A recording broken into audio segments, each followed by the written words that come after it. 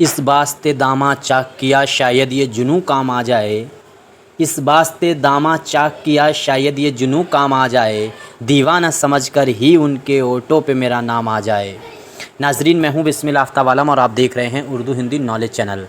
जो सिलसिला चल रहा था उसी में आगे बात करते हैं। यूपी टीजीटी का एग्ज़ाम की जो डेट लगी हुई है, अभी कोई नोटिस गवर्नमेंट का नहीं आया है। जो डेट लगाई गई है 21 जुलाई, एग्ज़ाम उसी डेट में होने वाला है और आपकी तैयारी उसी को डेट को आखिरी डेट मानकर होना चाहिए।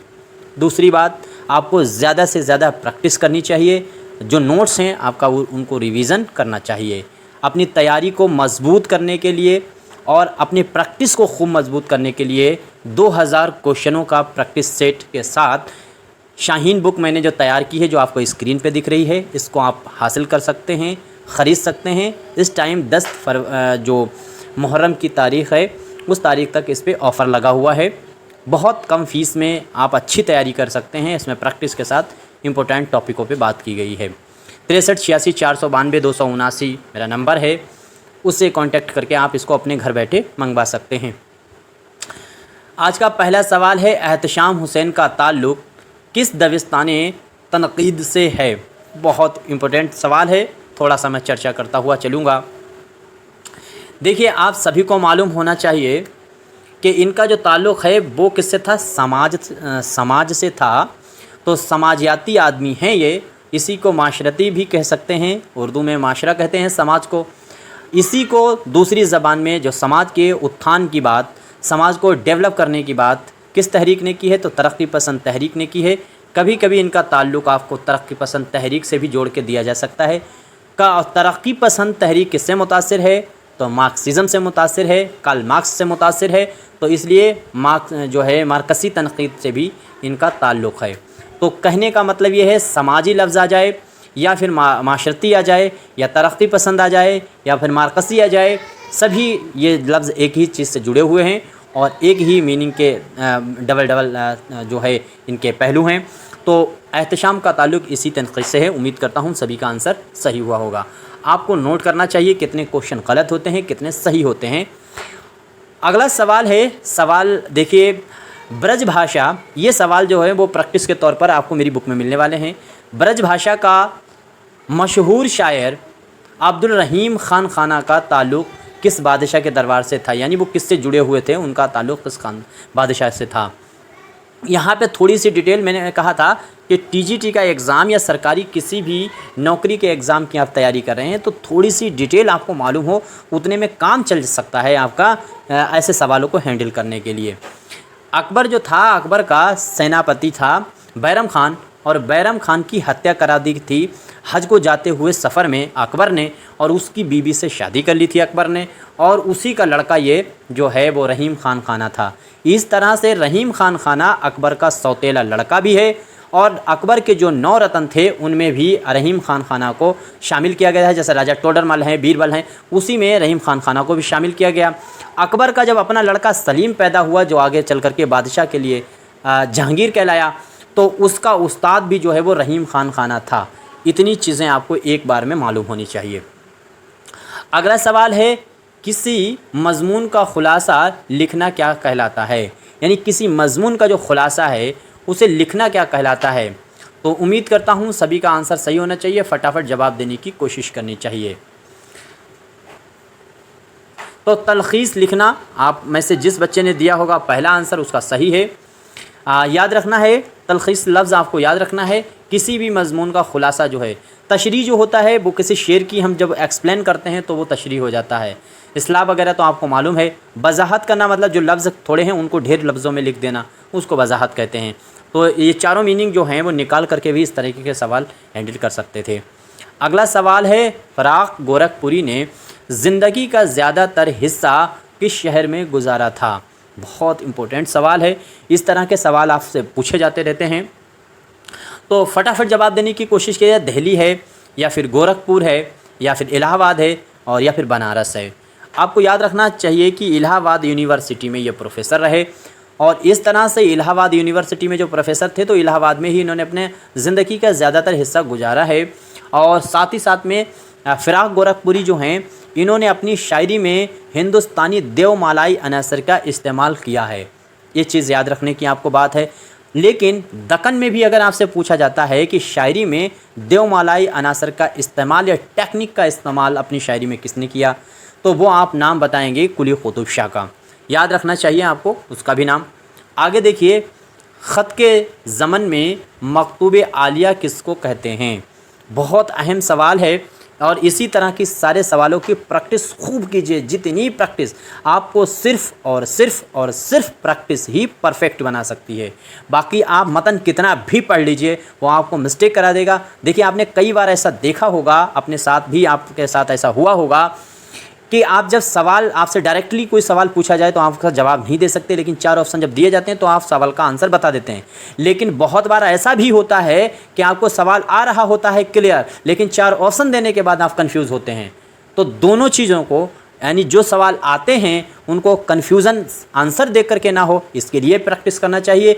और जो आपको आंसर की प्रैक्टिस है तो उसको क्वेश्चन को क्लियर करने के लिए भी आपको मारूजी सवालों की प्रैक्टिस करनी चाहिए, जिसके लिए मैंने 10,000 से ऊपर क्वेश्चनों की प्रैक्टिस करा सकती है। ये सारी प्लेलिस्ट आपको फ्री मिलने वाली है चैनल पे। उम्मीद करता हूँ ये आंसर सभी का सही हुआ होगा। और इसमें जिस बच्चे ने आंसर दिया होगा सी, जिसके नाम ख़त लिखा जाए उसके लिए क्या कहते हैं? मकतूबे आलिया। तो आपके दिमाग में सवाल जो लिखेगा उसको क्या कहा जाएगा, तो ये भी चीज़ आपको मालूम होना चाहिए। आगे देखिए, तनक़ीदो तजर्बा, ये बहुत इंपॉर्टेंट तनक़ीद की किताब है। उम्मीद करता हूँ सभी का आंसर ये सही होना चाहिए। तनक़ीदो तजर्बा जो है वो किसकी लिखी हुई तनक़ीदी किताब है? किसकी तनक़ीद? शम्सुल रहमान फ़ारूक़ी हैं, जमील जालवी हैं, ज्ञान चंदर जैन हैं, रशीद हसन ख़ान हैं। आपको तनक़ीद में जो हिंदुस्तानी, मैं आपको चीज़ें बताता हूँ कि आपको क्या पढ़ना चाहिए, जब तक आप जवाब देने की कोशिश कीजिए। और रिवीज़न किन चीज़ों का करना चाहिए जिससे आपका एग्ज़ाम आसानी से क्रैक हो सके। देखिए, हिंदुस्तानी जो नक्काद हैं, चाहे एहतशाम हो, जमील हो, रशीद हो, ज्ञानचंद्र हो, इनकी आपको तसानीफ़ें सबसे ज़्यादा पढ़ना चाहिए। साथ ही साथ में जो अरबियन नक्काद हैं उनकी तसानीफ़ें आपको ज़्यादा पढ़ना चाहिए। और जो वेस्टर्न अंग्रेज़ हैं, इलियट हो, रिचर्ड्स हो, मैथ्यूआर्लैंड हो, उनकी जब बारे में पढ़ेंगे तो आपको नज़रिया ज़्यादा पढ़ना चाहिए, क्योंकि सवाल इन्हीं चीज़ों से बनते हैं। जो अंग्रेज़ हैं उनके नज़रियों से सवाल बनते हैं, उर्दू के हैं उनकी किताबें रख करके पूछ लेते हैं ये किताब किसकी है, और या मुरत्तिब पूछ लेते हैं। और जो क्या कहते हैं, ये अरबी के जो हैं, चाहे वो सलामुल अजमी हों, चाहे वो कदामा इब्न जाफ़र हों, इब्न रशीक हों, इनकी अमूमन किताबें ही घूमती रहती हैं, इनकी किताबें पूछते हैं। तो आपको रिवीज़न करते वक्त ये चीज़ नज़र में रखनी चाहिए। जमील जालवी, जिस बच्चे ने आंसर दिया है उसका सही है। जमील जालवी ने मिराजी एक मुताला टी.एस. इलियट तक जो है मजमून टी.एस. इलियट के ऊपर इसने लिखे हैं। और साथ ही साथ में नून मीम राशिद एक मुताला करके इसकी तसानीफ़ हैं, कदम राव पदम राव को तरतीब देने का काम किया है। खैर, ये सब चीज़ें आपने सुनी ही होगी जब पहले से, अगर आप मेरे चैनल पर जुड़े हुए हैं। दर्ज झेल में से कौन सा तनक़ीद निगार जो है वो शिया मसलक से ताल्लुक़ रखता था? बहुत अहम है सवाल, क्योंकि ये पूछ लेते हैं, ताल्लुक़ फ़िरका पूछने लगे हैं। तो जैसे शिया के अलावा आपको याद रखने अहले हदीस फ़िरके से जो है वो कौन ताल्लुक़ रखता था, तो शिया आपको बताना है शिया मसलक से। एक चीज़ यहाँ पे हम आपके सामने कन्फ्यूज़न क्लियर करेंगे। देखिए, एक नाम आपको दिख रहा है जोश मलिहाबादी। मैं कहता हूँ कि मेरी वीडियो बग़ैर स्किप किए हुए, स्पीड तो आप बढ़ा लिया कीजिए अगर आपको स्लो लगता है, लेकिन बग़ैर स्किप किए हुए पूरी वीडियो देखा कीजिए, आपको यकीनन बहुत जानकारी मिलने वाली है। क्वेश्चन अच्छे लगते हैं तब लाइक करना चाहिए, नहीं अच्छे लगते तो डिसलाइक भी करना चाहिए। और कंटिन्यूटी बनाए रखिए, चाहे 2 ही घंटा पढ़िए, एग्ज़ाम हटे या बढ़े या घटे, कुछ भी हो, आपकी तैयारी 20 जुलाई तक कंप्लीट होनी चाहिए। एग्ज़ाम चाहे बढ़े या ना बढ़े। तो इसमें जोश मलिहाबादी के बारे में आपको याद रखना चाहिए कि जोश मलिहाबादी जो है वो पहले तो सुन्नी थे, बाद में ये शिया बन गए थे। तो चूँकि अब ये नक्काद तो हैं नहीं, तो इनके बारे में, ये तो शायर है, तो इसके बारे में आपको याद रखना है। बाकी नक्काद हैं, तो नक्काद ऊपर वाला जो है जैसे मोमिन है, इनका जो है ताल्लुक़ किससे था, तो ये वहाबी मसलक से ताल्लुक़ रखते थे। और इसमें जिस बच्चे ने आंसर दिया होगा सी, यानी इमदाद इमाम असर, उसका आंसर एकदम राइट होने वाला है। ये ऐसे नक्काद हैं जिनका ताल्लुक़ जो है वो शिया मसलक से था। तो आपका आंसर सही होगा सी। लेकिन जोश मलिहाबादी को याद रखना, ये भी जो है शिया मसलक में आ गए थे। इन्हें अपनी खुद नविस्त में बताया, यादों की बारात जो इनकी आई है, तो यादों की बारात 5 हिस्सों पे है। तो यादों की बारात में ये बात कही गई है कि इन्होंने अपना मज़हब छोड़ा और वो मसलक छोड़ा और इसमें शामिल हुए।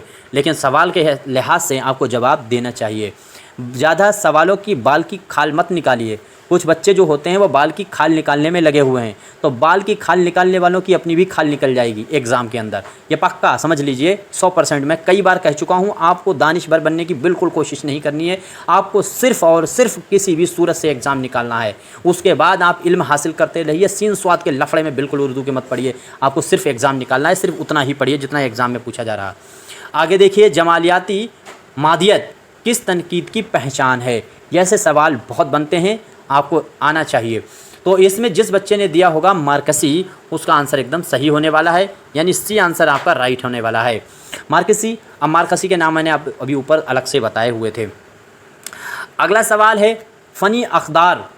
फ़नी अक़दार पर ज़्यादा ज़ोर कौन सी तनकीद देती है? फ़नी अक़दार पर सबसे ज़्यादा ज़ोर कौन सी तनकीद देती है? क्या मार्कसी देती है, जमालियाती देती है, तबसराती देती है, या फिर मतनी तनकीद देती है? फटाफट जवाब देने की कोशिश कीजिए। उम्मीद करता हूँ सभी का आंसर सही हुआ होगा, और इसमें आंसर जिस बच्चे ने दिया होगा बी, उसका आंसर एकदम राइट है, और यह आंसर आपका सही होगा जमालियाती। देखिए, क्वेश्चन मैं फिर कहता हूँ, अच्छे लगते हैं तो लाइक करना चाहिए, और ऐसी वीडियो हासिल करने के लिए आप चैनल को सब्सक्राइब कर सकते हैं। और वीडियो नहीं अच्छी लगती हैं तो दबाव कोई नहीं है, आप चैनल को अनसब्सक्राइब करके चले जाइए। बहुत लोग हैं जो आपको देखा होगा यूट्यूब पर टीजीटी के पढ़ा रहे हैं, आप उनसे पढ़ सकते हैं, उनकी वीडियो देख सकते हैं। आपकी मर्ज़ी है, आप स्वतंत्र हैं। मेरे चैनल को अनसब्सक्राइब भी करके आप जा सकते हैं, ज़रूरी नहीं आप सब्सक्राइब करें, और चाहें तो आप जब तक एग्ज़ाम नहीं हो रहा तब तक सब्सक्राइब कर लें, उसके बाद अनसब्सक्राइब कर दें। यहाँ पर कोई दबाव नहीं, लाइक की आपकी मर्ज़ी है, डिसलाइक आप कर सकते हैं, आपकी स्वतंत्रता है, मैंने आपको खुली छूट दी हुई है। आगे देखिए, मारूज़ी तलाज़मा। मारूज़ी तलाज़मा का तसव्वुर किस नक्काद ने पेश किया था? मैंने अभी थोड़ी देर पहले कहा था कि अंग्रेज़ों के जो नज़रियात हैं वो पढ़ने हैं, अरबियों की किताबें पढ़नी हैं, हिंदुस्तानी जो नक्काद हैं या मुहक्किक उनकी मुरत्तिब करदा किताबें और अलग की जो उनकी तसानीफ़ें हैं वो पढ़नी हैं। इस तरह से आपको इस्तेमाल करना है, दिमाग लगाना है कि किसका क्या पढ़ना है। तो इसमें टी.एस. इलियट का नाम आपको याद रखना चाहिए। मारूज़ी तलाज़मा का तसव्वुर जो है वो इन्हीं ने पेश किया था। हिंदुस्तान में कोठारी आयोग का भी यही नज़रिया था कि मारूज़ी तलाज़मा होना चाहिए। दरअसल इसमें भेदभाव नहीं हो पाता है, लेकिन आपने सुना होगा कि यूपी असिस्टेंट प्रोफेसर का एग्ज़ाम जो आगे जीआईसी के तहत होने वाले हैं, यूपीपीएससी के तहत, उसमें ये लोग जो है रिटन एग्ज़ाम, रिटन मतलब मजमून लिखवा करके, नस्र पूरा लिखवा करके आपका एग्ज़ाम लेने वाले हैं। और मारूज़ी वो सवाल होते हैं जैसे 4 ऑप्शन दे करके जैसे एग्ज़ाम हो रहे हैं। तो इसमें भेदभाव कभी नहीं हो सकता है, चाहे आपसे कोई कितना भी टीचर नफ़रत करता हो, चाहे हिंदू हो, चाहे मुस्लिम हो, चाहे सिख हो या ईसाई हो। अगर आपने सवाल का आंसर बी सही है, बी ही दिया है, तो वह आपको आंसर का नंबर मिलने वाला है। लेकिन जो रिटर्न पेपर होता है उसमें भेदभाव 100% होगा। कहीं राइटिंग का काटेगा, कहीं अपनी बिरादरी के हिसाब से काटेगा, कहीं अपने धर्म के हिसाब से काटेगा, और ऐसा ही करना ये चाह रहे हैं इस बार। इसके लिए आवाज़ भी उठानी चाहिए। तो टी.एस. इलियट ने एजुकेशन में सबसे अहम चीज़ जो बताई है वो मारूज़ी होना चाहिए। मारूज़ी मतलब भेदभाव नहीं, आपको ऑप्शन दिए जा रहे हैं, इनमें से कोई एक ऑप्शन बिल्कुल राइट होगा, और राइट होगा वो अगर आपने दिया है तो उसका आंसर आपको मिलेगा, चाहे आप किसी भी धर्म नस्ल से हों। अगला देखिए कि परवाज़, मैं थोड़ा ज़्यादा बोल करके आपको याद कराने की कोशिश करता हूँ, कम से कम 10 सेकंड एक क्वेश्चन में मिलने चाहिए आपको, ताकि दिमाग फीड कर ले। परवाज़ किसका मशहूर अफसाना है? देखिए गौर कीजिएगा, परवाज़ अफसाना पूछ रहे हैं, शेरी मजमूआ नहीं पूछ रहा है। शेरी मजमूआ किसी और का है, यहाँ पर वो भी आदमी दिया गया है, किसका शेरी मजमूआ है, अफसाना किसका है उसका भी नाम यहाँ दिया गया है।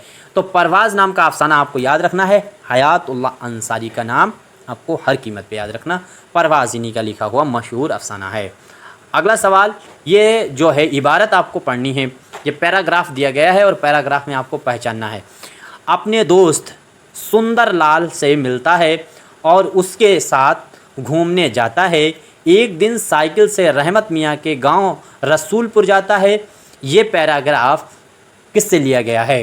यानी बदनसीब माँ का पैराग्राफ है, या फिर फायर एरिया का है, उदास नस्लों का है, या फिर आग का दरिया का है? देखिए, मैं सारे क्वेश्चन अपने दिमाग से बना करके लाता हूँ। 2017 से मैं लगातार यूट्यूब पे पढ़ा रहा। 2021 की भी 22 की जो भर्ती हुई थी वो मैंने पूरी कंप्लीट तैयारी उसकी कराई थी, और इधर भी 22 से जब से इसका फॉर्म पड़ा है लगातार सिर्फ और सिर्फ यूपी टीजीटी पर मैं बात कर रहा हूँ।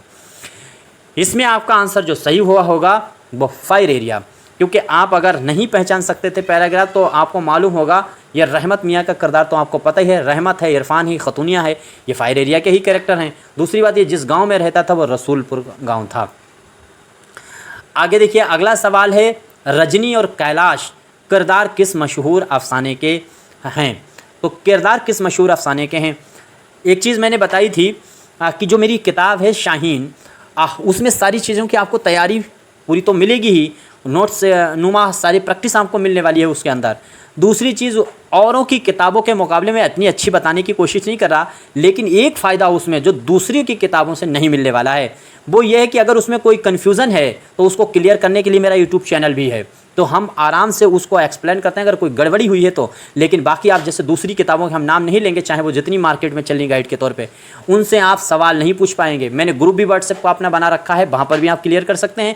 प्लस यूट्यूब पर तो हम लगातार पढ़ा ही रहे हैं फ्री, तो ऐसा कोई यूट्यूबर आपको नहीं मिलेगा जिसकी अपनी किताब हो जो क्लियर भी कर दे कि हाँ ये गड़बड़ है, यहाँ पर से ये ऐसा नहीं, ऐसा होना चाहिए। लेकिन बाकी जिन्होंने किताबें हैं उनका चैनल नहीं है, जिनका चैनल है उनकी किताब नहीं है। ये अल्लाह का शुक्र है कि अपने दोनों चीज़ें हैं। तो रजनी नाम का किरदार और कैलाश नाम का, एक चीज़ याद रखिए, कैलाश नाम का किरदार जो है वो फायर एरिया में भी है, ऊपर अभी पढ़ चुके हैं फायर एरिया, लेकिन रजनी और कैलाश ये किरदार आपको याद रखना ये भीख के हैं। भीख अफसाना है। मेरी आपसे इल्तजा है कि कुछ अफसानों के नाम हम जो बताते हैं उनको आपको पढ़ लेना चाहिए। ये भीख अफसाना आपको हर कीमत पे पढ़ लेना चाहिए, ये कफन की तरह बहुत ही मशहूर अफसाना है। आगे देखिए, अमर बेल, इस्मत चुगताई की लिखी हुई तसनीफ़ की सिनफ़ी हैसियत क्या है? यानी अमर बेल जो है उसकी सिनफ़ी हैसियत आपको बतानी है। आई थिंक सभी का आंसर सही होना चाहिए। तो अफसाना है, नावल है, ड्रामा है, अफसानवी मजमुआ है। तो याद रखिएगा ये है अफसानवी मजमुआ, इस्मत चुगताई का लिखा हुआ ये अफसानवी मजमुआ है। आगे देखिए, अगला सवाल है, नावल है गौदान।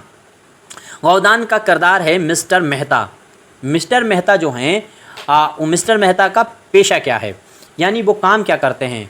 क्या बैंक मैनेजर हैं, वकील हैं, फ़लसफ़ा का प्रोफेसर है, या फिर बिजली अखबार का एडिटर है?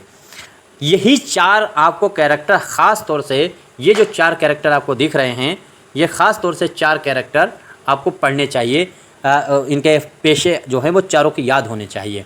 इसमें जो आंसर आपका सही होगा वो जिसने भी दिया है फ़लसफ़ा का प्रोफेसर, तो एकदम ये राइट आंसर है। जो मिस्टर खन्ना हैं वो प्रोफेसर हैं फ़लसफ़ा के। आगे देखिए, प्रेमचंद का नावल गोदान लिखने के ज़माने में किस शहर में मुकीम थे? प्रेमचंद जो हैं उन्होंने जो गोदान नावल लिखा तो वो नावल लिखते समय ये किस जगह पर मुकीम थे? इस तरह के सवाल बनते हैं। जैसे रजब अली बेग ने फसाना अजाइब लिखी है तो वो किस शहर में लिखी है या वो कहाँ मुकीम थे? तो इसी तरह का ये भी सवाल है। आपका आंसर सही होगा मुंबई। मजदूर मिल के नाम से इन्होंने मूवी लिखी थी और उसमें इन्होंने काम दिया। मैंने देखी है वो मूवी, गोदान भी इनकी मूवी 4-5 बार मैंने देखी है और सभी को देखना चाहिए। राजकुमार ने उसमें काम किया है। और मैं ये कहता हूँ, देखिए सभी आपके तरफ से मेरे टीचर भी कहते हैं सवाल, देखिए आज का इस बार जो एग्ज़ाम TGT उसका UGC नेट का एग्ज़ाम हो रहा है, तो जिस दिन उर्दू का एग्ज़ाम था तो जिसने दिया होगा, फर्स्ट पेपर देखा होगा, तो उसमें शोले मूवी, मुग़ल आज़म मूवी, मैंने प्यार क्यों किया, और साथ ही साथ में उन्होंने एक दूसरी मूवी जो बॉबी थी ऋषि कपूर की, चारों मूवियाँ देकर के ये पूछ लिया था ये क्रम से लगाइए किस सन में आई हैं। तो मूवियों को बहुत बुरा, किसी चीज़ को बुरा या भला मत समझिए, आपके काम में आ रही है तो बस ये काफ़ी है।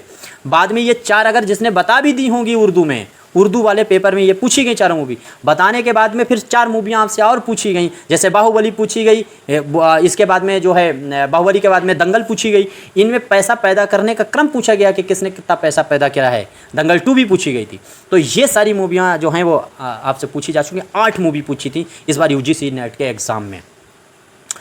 तो देखना चाहिए, बट मैं तो देखता हूँ, खूब देखता हूँ। अब इसमें देखिए सवाल, जब अमीरन को दिलावर खां उठा करके ले जाता है तो किसके घर में ठहराता है? अब ये देखिए, जो नावल है उमराव जान अदा, उसी से कैरेक्टर लिया गया है। तो आपका उम्मीद करता हूँ सभी का आंसर, दिलावर जो है ये अमीरन को उठा करके ले जाता है और 125 रुपये में बेचता है इसको। 125 रुपये में बेचता है तो किसके घर पे रखता है? तो ये करीम के घर पे रखता है। अच्छा, करीम कौन है? तो करीम जो है वो पीर बख्श का साला है। ये पीर बख्श 50 रुपये लेता है। 50 रुपये उसकी बिक्री में से, यानी जो है अमीरन बेची जाती है, जो उमराव जान बेची जाती है 125, उसमें से 50 रुपये की रिश्वत लेने का काम पीर बख्श करता है और इसका साला है जो है करीम बख्श। तो करीम बख्श के घर पे इसको, करीम जो होता है उसके घर पे इसको टिकाया जाता है, रखा जाता है रात में उमराव जान को। तो ये चीज़ याद रखनी है, आपस में इनका क्या रिलेशन है और किसके घर पे रखा जाता है और पैसा कौन लेता है। गोमती में रहता है ये। आगे देखिए नाविल है फ़िरदौस वरी।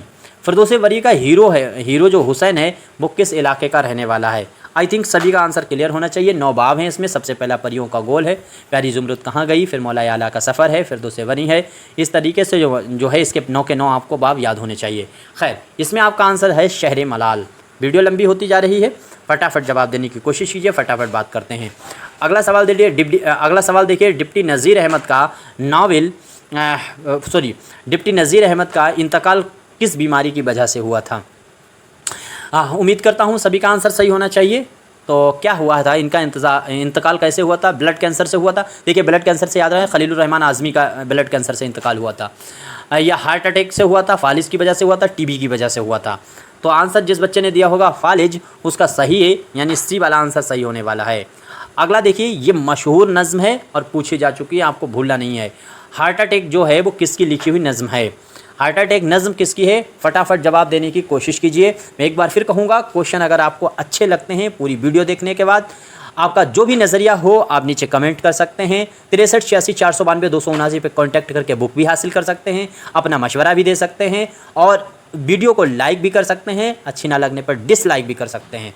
चैनल से जुड़ने के लिए सब्सक्राइब कर सकते हैं और जुड़े हुए अगर पहले से हैं और अच्छा नहीं लगते हैं तो अनसब्सक्राइब कर सकते हैं, कोई बंधन आप पर नहीं है। आगे देखिए इसमें सबसे जो सवाल है उसमें फ़ैज़ अहमद फ़ैज़ का नाम याद रखिए। हार्ट अटैक ये नज़्म जो है वो आपको याद रखना है, फ़ैज़ अहमद फ़ैज़ की लिखी हुई नज़्म है। अगला सवाल देखिए, सवाल है नावल है फसाना आज़ाद। फसाना आज़ाद में दरअसल 6 किस्से हैं।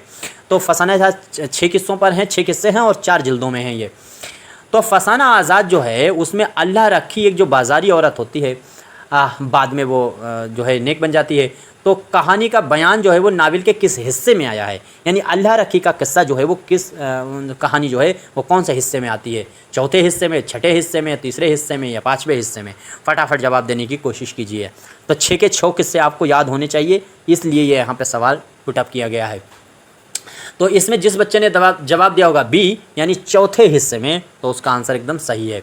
अगला सवाल है ख़त तकदीर किसका लिखा हुआ नॉवेल है। बाज़ लोग इसे उर्दू का पहला नॉवेल मानते हैं। सज्जाद ज़हीर हैं, सज्जाद हैदर इल्दरम हैं, करीमुद्दीन हैं। यहाँ पे करीमुद्दीन का आंसर आपका बिल्कुल सही होगा, नियाज़ फ़तेहपुरी का है। तो आपका आंसर सही होगा करीमुद्दीन। अगला सवाल है दास्तान बागो बहार में बादशाह आज़ाद वक्त के दरबार में कौन आता है, यानी बादशाह जो आज़ाद वक्त है उसके दरबार में हाजिर कौन होता है। यूसुफ सौदागर, सैयदी बहार, नौमान सिया या फिर बदख्शां का सौदागर। तो कई बार कहा गया होगा बदख्शां का सौदागर जो है वो हाजिर किया गया था, जिसके गले में कुत्ते के 12 लाल बंधे हुए थे। वज़ीर जादी से उसकी शादी होती है बाद में। आगे देखिए, ख्वाह तुम पाओ घिसो या कि रखो सर बसजू, बहुत अच्छा शेर है। ख्वाह कि तुम पाओ घिसो या कि रखो सर बसजू, बात पेशानी की जो कुछ है सो पेशानी है। यानी चाहे तुम कितने भी सर पटक डालो, कितनी भी दुआएं मांग डालो, कितने भी, यही मैं हर बार कहता हूँ कि आपका रिज़ल्ट कुछ भी रहे।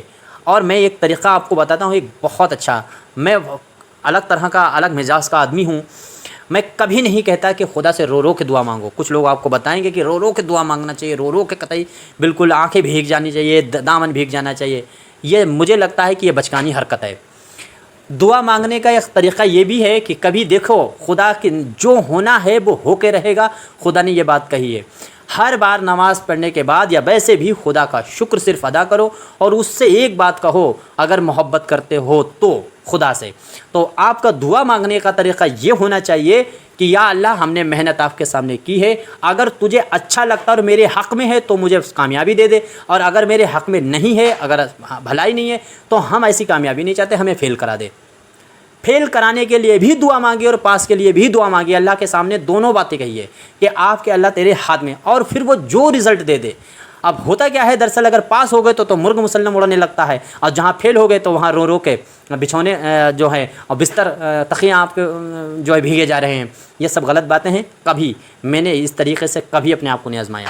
और जब भी फेल होते हैं तब भी आप इंजॉय कीजिए, पास हुए तब भी आप इंजॉय कीजिए, क्योंकि आपका फेल होना, पास होना, ये सब खुदा के हाथ में था, आपकी कोई गलती नहीं थी। तो यही शेर देखिए कि खा के तुम पाओ घिसो या के रखो सरवा सजू, बात पेशानी की जो कुछ आपके सामने पेशानी है वो पेश आके ही रहेगी। अब ये वाला शेर जो है वो किस दरवेश की कहानी के तहत आता है, पहला दरवेश, दूसरा दरवेश, तीसरा दरवेश या फिर चौथा दरवेश। तो जिस बच्चे ने जवाब दिया होगा बी, तो ये आंसर आपका सही होगा दूसरा दरवेश।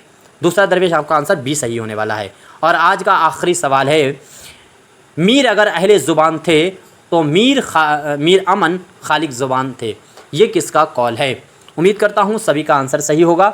और यहाँ तक क्वेश्चनों पर हमने जो बात आपके सामने की है, इसमें कोई गलती हुई है तो ज़रूर बताइएगा। आंसर सही है ज्ञानचंद्र जैन। अब ये स्क्रीन पर आप देख सकते हैं, ये किताब को एडवर्टाइज है। इसको ख़रीदने के लिए आपको फ़ीस जमा करनी होगी, देनी पड़ेगी। घर तक पहुँचने की फ़ीस 295 रुपये इस टाइम पर है। आप मंगवा सकते हैं। 2000 क्वेश्चन प्रैक्टिस सेट हैं, इसमें क्वेश्चनों के मारूसी सवालात हैं और इसके अलावा टॉपिक वाइज चीज़ें इसके अंदर दी गई हैं। आप बाकी आपका जो भी नज़रिया हो, जो भी आपको मशवरा देना है, कमेंट कर सकते हैं। शुक्रिया।